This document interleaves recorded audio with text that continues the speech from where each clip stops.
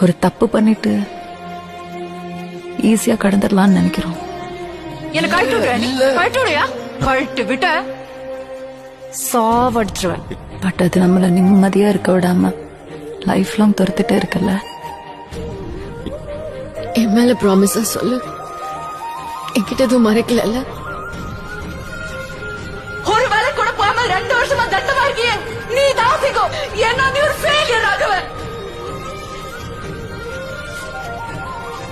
உன் கூட வாழ்ந்தா ஏன் லைஃப் ஃபெயிலியர் ஆயிடும்னு எனக்கு பயமா இருக்கு.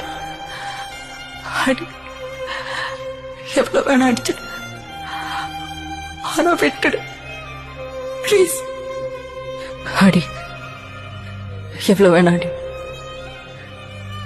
ஆனா என்கிட்ட பேசு ப்ளீஸ்.